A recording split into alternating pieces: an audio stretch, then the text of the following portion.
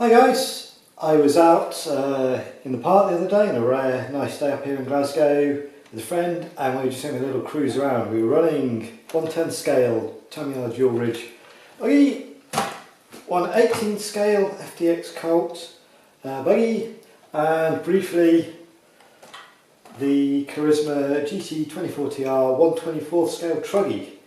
And I'd forgotten how much of a blast this thing was.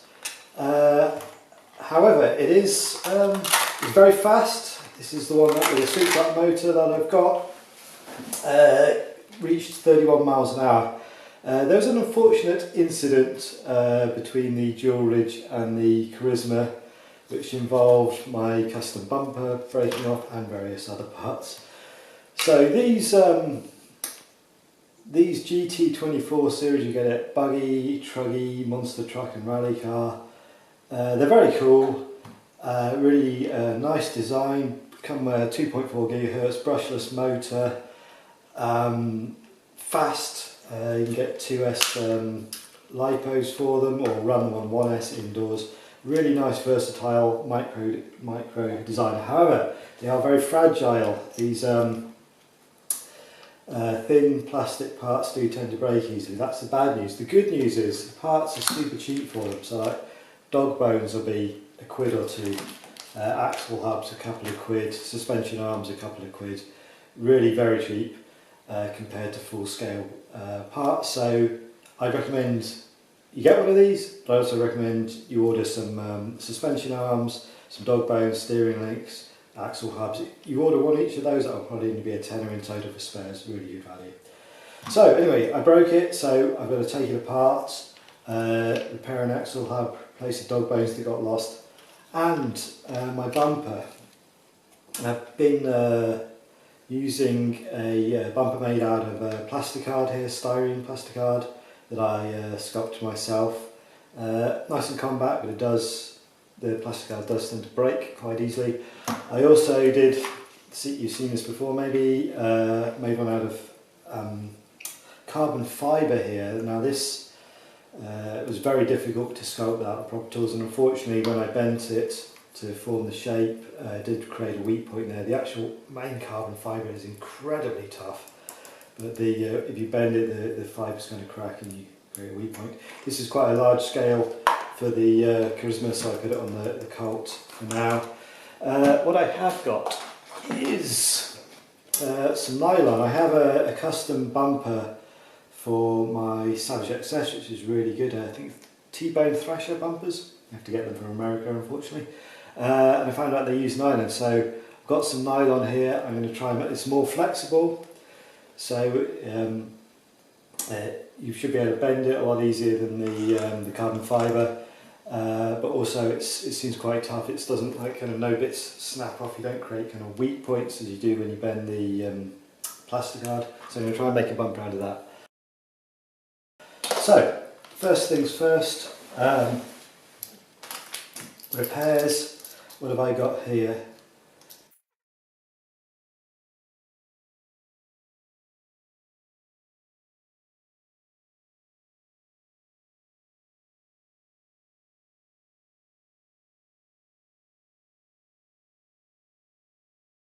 So during the collision, the steering arm here got pushed out of place. There's a little lug inside that holds it in place, and that got pushed out. So I'm going to have to take the top off for this. These models, they may look quite fitting. I guess to some people they are, all the small screws and stuff, but the design is fairly simple, as long as you keep everything in order when you're taking it off. I also got a bag of spare screws, so I lost a couple of screws again. They're like 3 quid or something for the screws.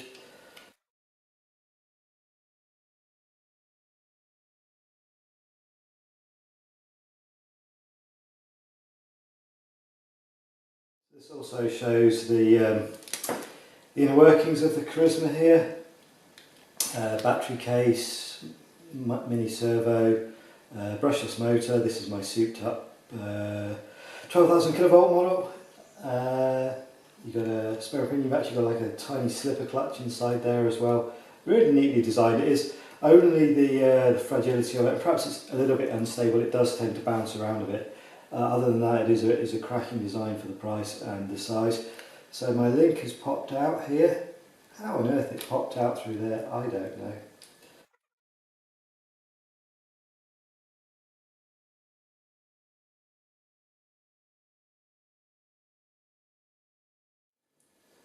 So at this point, to get the drive shaft back in place, I could dismantle more of it, but I think it'll be okay to do as is. To get the drive shaft back, oh there we go, slotted in place. There we go, that is working in there. So what do I need to do? What I'm going to do is, I'm actually just going to pop a couple of the screws back in these are ones that are holding the differentials on, but they're also holding my bumper on, which is why I've had to take them off. I'm going to pop these screws back in place here, just to hold the differential unit in place while I take the hubs, the broken hub and the other hub out of the suspension arms. So there you go, that's in place now. The steering is back in place, so that's all good. So just going to carefully pop that out. Take out the axle, and this is a fully bearing model as well, something that Tamiya could learn from. Take off the steering link here.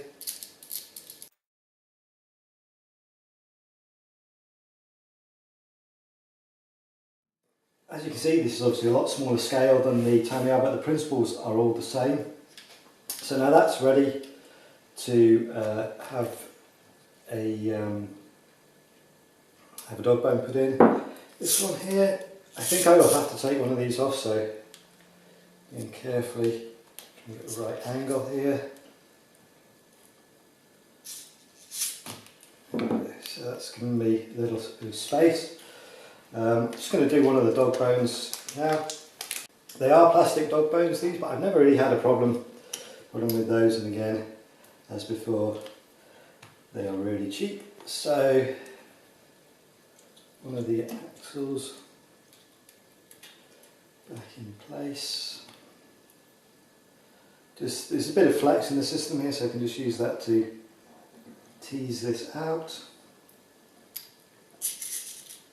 And let's have a look.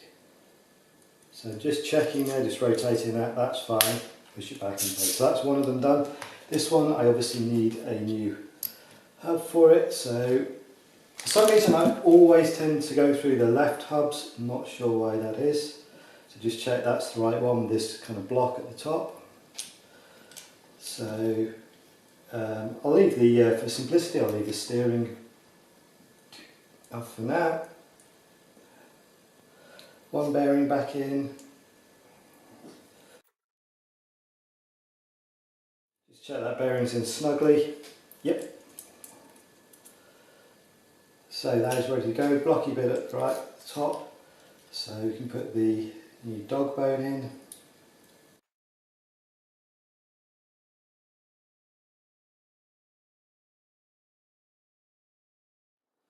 Okay, I'm just going to do it by hand, there we go.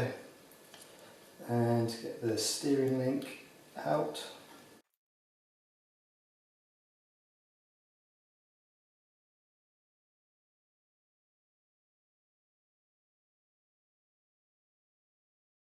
So, quickly going to check. Battery on, power on. Power on.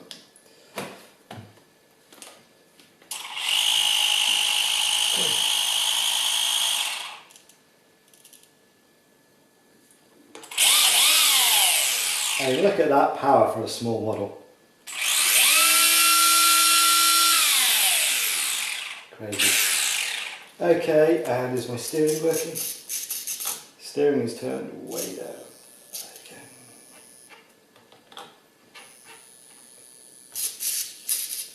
So there you go, steering's working, wheels back on, and it'll be ready for the bumper. One thing that's worth pointing out as well, really nice controller on these, fully analogue trims, nice chunky wheel on here, really got a good feel to it for a microcontroller. And also you can get, this is the truggy version with the truggy wheels, which are reasonably chunky. You can also get smaller, slicker buggy wheels. The buggy comes with slightly shorter arms, slightly more compact, but essentially the same structure otherwise. The buggy wheels are smaller and slicker, and they're good for indoor racing. These tend to kind of bite a little bit too much, can flip it over.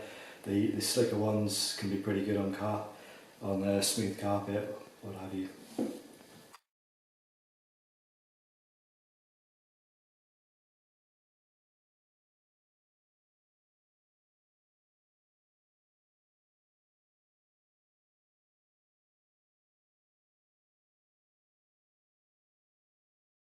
Okay, so there we go, back together.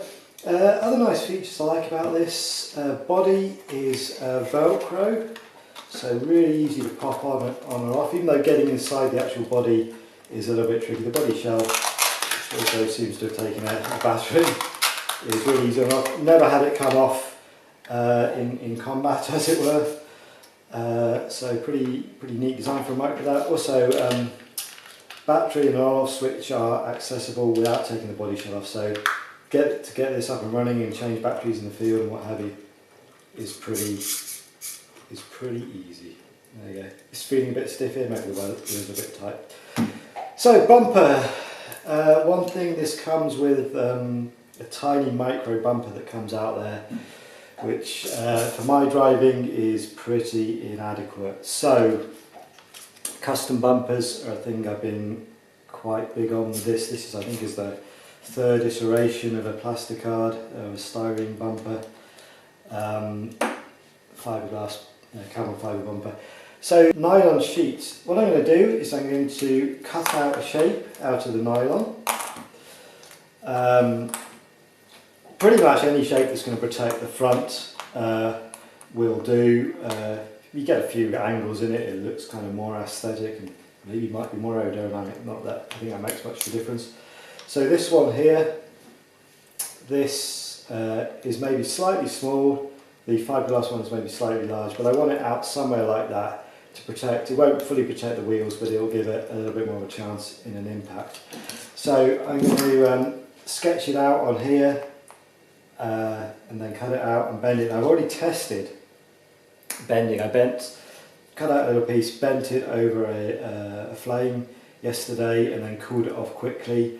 And what happens is it's still got flex in it, but if I bend it out, it bends back into shape. So hopefully this is what will happen in an impact. You know, it'll bend, but it'll rely on the bendiness rather than cracking or snapping. And it does seem to, this was done yesterday in that shape, cooled off immediately, it does seem to hold its shape. So I did a little test first before going the whole hog with the bumper. Right, let's start with this. Okay, so what I've done first is I've just drawn up a plan of what the bumper's going to look like and the dimensions. I went somewhere between the old plasticard one and the carbon fibre one in size, and I just kind of sketched all the parts and the dimensions that it's going to be. And now I'm just starting to mark this on the nylon. Now the nylon is very shiny and glossy, so kind of pen biro isn't so visible on it compared to plasticard. So I'm actually using a scalpel, but I'm using the scalpel the other way up, just so I can lightly score. I'm not cutting at this stage, I'm just marking out. So I've marked out, it's going to be all within an 8x8, 18mm by 18mm square. I'm just marking out where these parts are going to be, so that's a little nick for 26mm and a little nick, this is going to go back 26mm to there. That should be 28mm exactly, because these are going to be 28 along there, 28 along there. And I've already marked these along the bottom, so I'm not intending to score things or cut things at this point. well, it's scoring, it's very lightly scoring, so just go down the back of the scalpel and down here. So it won't be visible, but there are a couple of guidelines there, and then I can work out the shape, kind of gently score on the shape and then start cutting it out. Okay, so I'm not sure if this is going to be visible or if it's going to catch the light or not. I have scored the shape on here and it's looking okay. Now, to make sure I know how to cut out and make sure I get good corners, I'm going to find the corner points and just on the outside of them, I'm just going to make a little dent with the screwdriver, like so. This is on the outside because I don't want to go into the actual shape I've cut. And then a trusty drill.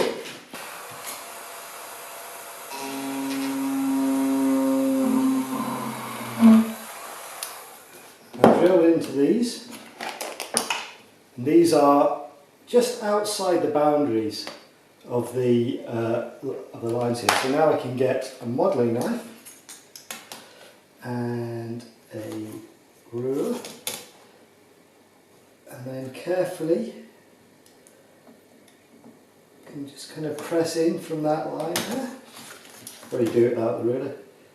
Press in there. So when I start cutting along these lines, I'll have a point. I'm not going to suddenly, particularly where there's an indent in the design here, this will be that sort of spot, I can actually start cutting out quite easily from where there'll be a screw hole. Just kind of lets me know where I'm going, what I'm doing. So,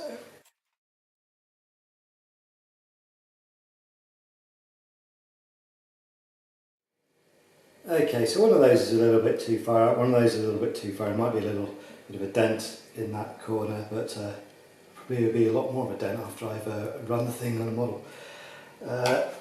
And now I'm just going to gently start digging in to these along the lines that I've scored.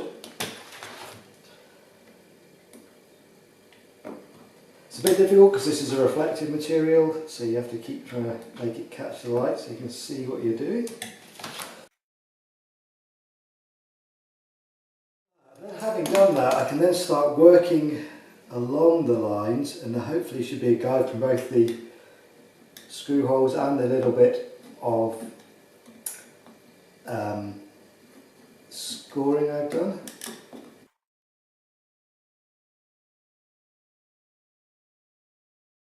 Is to do multiple passes with a little bit of pressure rather than one pass with a lot of pressure.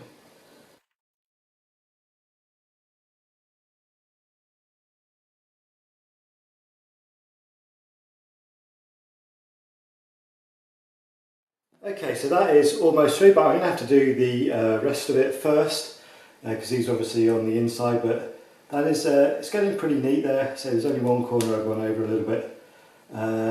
Okay, so several days later I've got the right shape cut out. This was difficult to cut out, not just because the material is pretty tough, which is promising, but also it's shiny so you can't see the lines, and it's kind of flexible so when you do cut in it kind of closes up behind it. However, rough shape is out, pretty similar to this, slightly bigger. Would it be right in front of there? Probably so. So, going to trim this up, and then it's just a matter of bending it in a couple of places for it to protect the front, and putting the holes in. So trimming, just a matter of cutting these bits off, sanding, maybe a bit of polishing with it, trying to get it like a reasonably nice finish, a little bit of aesthetic pride here as it were. Okay. Okay, so I've got the shape tidied up and sanded here, giving it a kind of, I don't know, scuffed matte finish. That's okay, it'll get pretty battered anyway. If I'd sanded it like this in the first place with fine sandpaper, it might have been easier to mark and cut out. I've actually marked the lines on here for where I'm going to bend it. Now I've got to drill the holes to attach it to the underside here. These are screw holes that hold the diff casing in place, and these double up pretty well to put a bumper on. So I've actually got the old bumper here, and these were accurate on here, so I'm just going to use these as a guideline. I've roughly positioned where I want the end of the old bumper to be, so the new bumper will be in the right place. I've just got the drill bit here because I know this is the right size. So I'm going to line that up, and this hopefully, there we go. Probably not visible, but it's actually put 4 little marks on here, and looking at it by eye, these look like they're in a good place. So now I'm going to get biro, go onto these holes and just make sure they're more clearly visible. Now the drilling for this has to be pretty accurate, so I'm just going to mark these holes. I'm just going to indent them more thoroughly with one of my small screwdrivers. This means when I come to drill, I should be able to just go into these holes I've made, and this should be the right size. They are proving to be a useful guide for drills not sliding around. So just turn this off. Just going to check.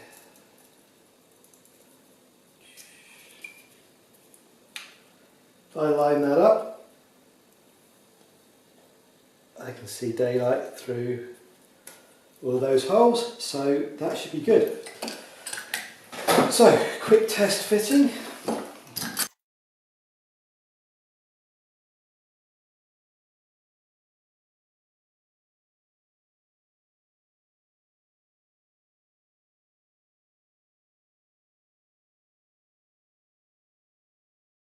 That is slightly squint, but I can probably adjust that.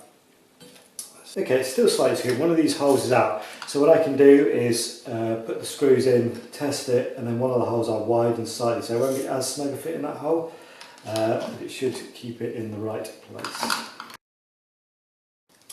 Okay, a little bit of jiggery pokery, and that would appear to be fairly straight, just needed to redo the screw holes a bit.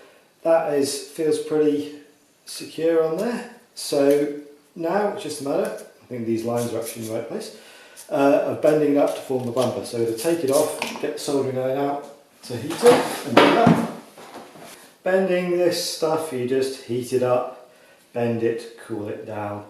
I tend to use a soldering iron, not to actually touch it, but just to heat it over it, because it gives a kind of line where you can control the bend. Obviously soldering iron, dangerous object, don't stick it up your nose, don't test it if it's hot by licking it or anything like that. I've got the electrics up on the table so nothing gets pulled off now, and I've got it on the wooden board. So what I'm going to do is hold it in some pliers like so, try and get this line over the top. I'm going to have it a couple of mil away and see if it starts flexing.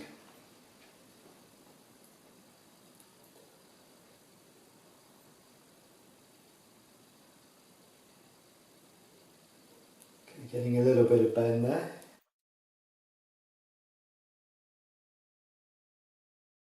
This is quite flexible, it's getting quite a curve on there. I don't really want that, so I'm going to move this over slightly. And then get this ready here so I can push it onto there and get a sharper bend.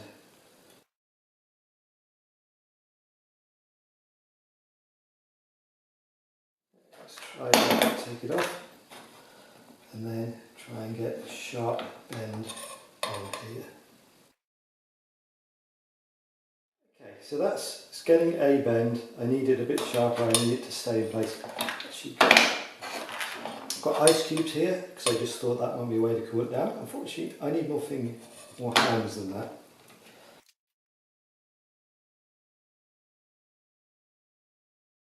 Okay, hopefully that is visible. That is staying in place just about. And we need to cool it a little bit more. And it's getting the right sort of bend. And it's not distorting the thing, it's bending along this line, which is what I want. So just going to check that on there. How will that be?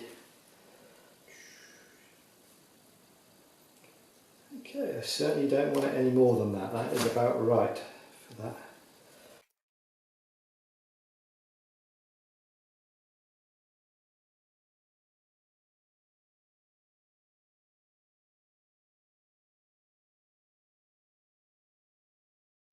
Yes, good dad. So now I want to bend the upper bit up as well. Just trying to dry that off so I don't get any hissing and spitting. This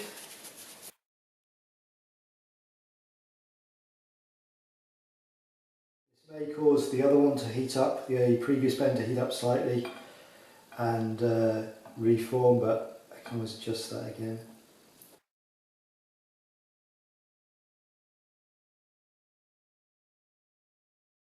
How's that? Bending okay.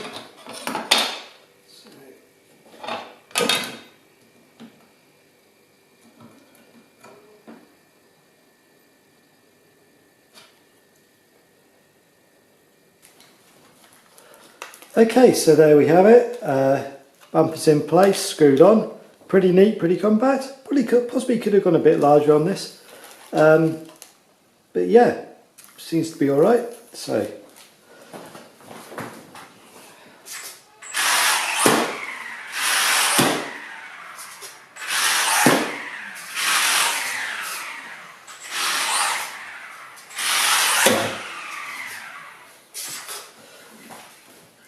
There we go. Not loose, bounces nicely. That should hold up to my style of driving, I hope.